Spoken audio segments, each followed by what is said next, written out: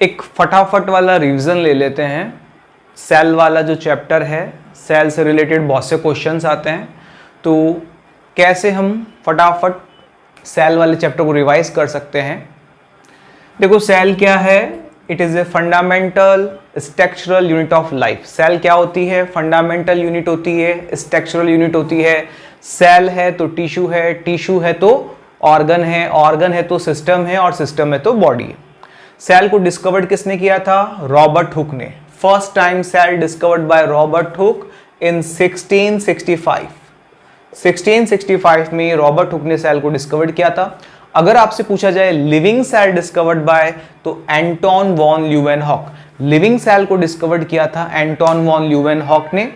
Then cell theory given by, cell theory जो थी एक बहुत इंपॉर्टेंट थ्योरी है, किसने दी थी, Schleiden and Schwann. Cell theory given by Schleiden and Schwann. हमेशा ध्यान रखना, स्लीडन जो है वो बॉटनिस्ट है और स्वान जो है जूलॉजिस्ट है।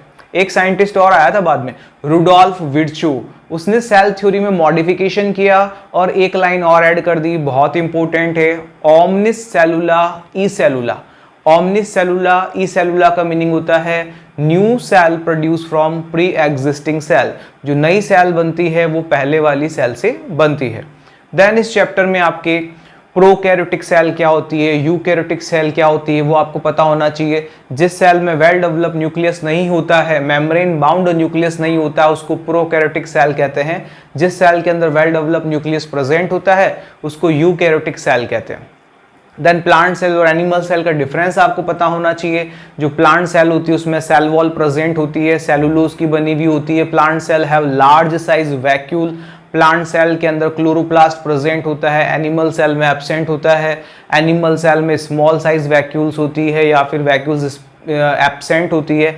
वैक्यूल आप समझते हो कि large size bag like structures देखने को मिलता है वैक्यूल। और वैक्यूल की जो मेम्ब्रेन होती है उसको बोलते हैं टोनोप्लास्ट। बहुत इंपॉर्टेंट है, बहुत सी बार ये क्वेश्चन पूछा जा चुका है। Membrane of vacuole known as tonoplast. Mitochondria आपको पता है power house of cell. Aerobic respiration देखने को मिलता है माइटोकॉन्ड्रिया में। माइटोकॉन्ड्रिया जो होता है वहां एनर्जी की करेंसी बनती है। It means ATP, adenosine triphosphate का फॉर्मेशन कहाँ होता है, माइटोकॉन्ड्रिया में होता है। Mitochondria have two membrane, mitochondria में 2 मेम्ब्रेन होती है। माइटोकॉन्ड्रिया की जो इनर मेम्ब्रेन होती है उसमें फिंगर लाइक स्ट्रक्चर्स देखने को मिलते हैं, उनको बोलते हैं क्रिस्टी।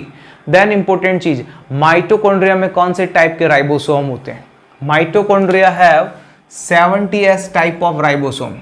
एक और इंपॉर्टेंट बात, जो क्लोरोप्लास्ट होता है उसमें भी 70s type of ribosome present होते हैं। एस का मतलब पता है ना, स्वेडबर्ग यूनिट है, सेडिमेंटेशन कॉफिशिएंट है। राइबोसोम को हम प्रोटीन की फैक्ट्री कहते हैं। राइबोसोम के सराउंडेड कोई मेम्ब्रेन नहीं होती है। सिंगल मेम्ब्रेन आपको लाइसोसोम में देखने को मिलेगी, वैक्यूल में देखने को मिलेगी, गोल्जी बॉडी में देखने को मिलेगी। गोल्जी बॉडी को किसने डिस्कवर्ड किया था, कैमिलो गोल्जी ने। एंडोप्लाज्मिक रेटिकुलम 2 तरह की होती है, रफ एंडोप्लाज्मिक रेटिकुलम और स्मूथ एंडोप्लाज्मिक रेटिकुलम। जो रफ एंडोप्लाज्मिक रेटिकुलम होती है उसकी सरफेस पे क्या प्रेजेंट होते हैं, राइबोसोम। और राइबोसोम प्रेजेंट है तो आरईआर का वर्क क्या होता है, प्रोटीन सिंथेसिस। और जो स्मूथ एंडोप्लाज्मिक रेटिकुलम है उसका वर्क क्या होता है, लिपिड सिंथेसिस। प्लास्टिड आपको पता है प्लांट में प्रेजेंट होते हैं। प्लास्टिड 3 तरह के प्लास्टिड होते हैं, क्लोरोप्लास्ट, क्रोमोप्लास्ट और ल्यूकोप्लास्ट। क्लोरोप्लास्ट तो हमें पता ही है, क्लोरोप्लास्ट में 2 मेम्ब्रेन होती है। क्लोरोप्लास्ट के अंदर का जो स्पेस होता है, एरिया होता है, उसको स्ट्रोमा कहते हैं। इसके अंदर थाइलेकॉइड्स प्रेजेंट होते हैं। Thylakoids like a coin arrange होते हैं जिसको हम ग्रेना कहते हैं। इन ग्रेना को कौन जोड़ता है, स्ट्रोमा लैमिला जोड़ता है। देन क्रोमोप्लास्ट जो होता है वो प्लांट्स के ब्राइट कलर के लिए रेस्पॉन्सिबल होता है। जो अलग अलग कलर के प्लांट्स होते हैं उसके लिए रेस्पॉन्सिबल कौन होता है, क्रोमोप्लास्ट। और जो ल्यूकोप्लास्ट होता है उसका सिंपल वर्क है फूड मटेरियल को स्टोर करना।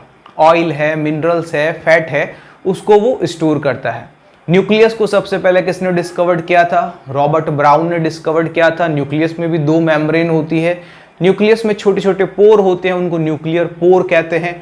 न्यूक्लियस के अंदर भी स्फेरिकल बॉडी प्रेजेंट होती है, उसको न्यूक्लियोलस कहते हैं। Nucleus contain the genetic material. Nucleus जो होता है जेनेटिक मटेरियल को कंटेन करता है। तो ये न्यूक्लियस के इंपॉर्टेंट पॉइंट है। उसके अलावा इस चैप्टर में आपके क्या है, सेल से रिलेटेड सेल ऑर्गेनल्स हैं, सेल ऑर्गेनल्स जो मैंने अभी आपको बताए। राइबोसोम के टाइप, दो तरह के राइबोसोम हो गए, 70s type of ribosome and 80s type of ribosome. Lysosome एक होता है, lysosome is a suicidal bag of cell. Suicidal bag of cell कहते हैं because lysosome contain hydrolytic enzyme, इसमें हाइड्रोलाइटिक एंजाइम्स प्रेजेंट होते हैं।